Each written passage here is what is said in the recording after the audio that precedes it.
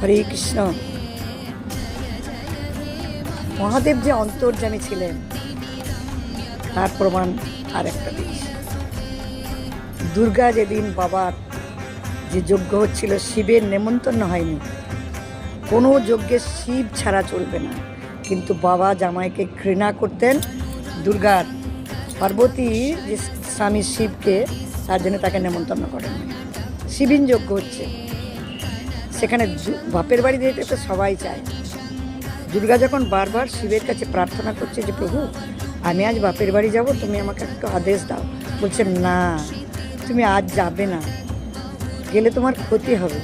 উনি কিন্তু জানতেন যে ওখানে গেলে দুর্গার মৃত্যু হবে।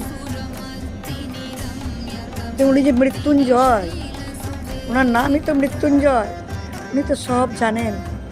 ওনার আরাধনা একটা শিলাখণ্ডের মধ্যেও যদি উনি থাকেন তাহলে জানবে যে প্রভু কত জাগ্রত। তো দুর্গাকে বারবার বলা সত্ত্বেও দুর্গা কিন্তু পতির কথা শোনেনি। আমি যাবই, হয়তো এই 52 পীঠের সৃষ্টি হবে, হয়তো জীবজগৎকে শিক্ষা দেওয়ার জন্য মায়ের এটা জেদ। কিন্তু মা যখন যজ্ঞস্থলে এলেন, পিতা যখন শিবের নিন্দা করছেন, স্বামী নিন্দা শুনে উনি দেহত্যাগ করলেন।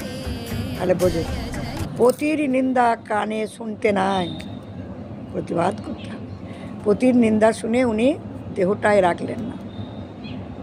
এবার কি হলো? তাহলে শিব তো জানতেন যে দুর্গার ওখানে দেহত্যাগ হবে, দুর্গা মারা যাবে।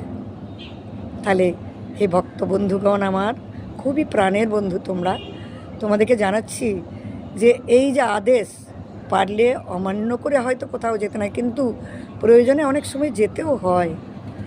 কিন্তু কি করবে বলো তো? স্বামীকে একটু দরজায় নিয়ে এসে তোমাকে যাত্রাটা শুরু করে দিলে কোনো অসুবিধা নেই। তোমার যাত্রাটা যদি উনি শুরু করে দেন, সেখানে কোনো বাধা হবে না।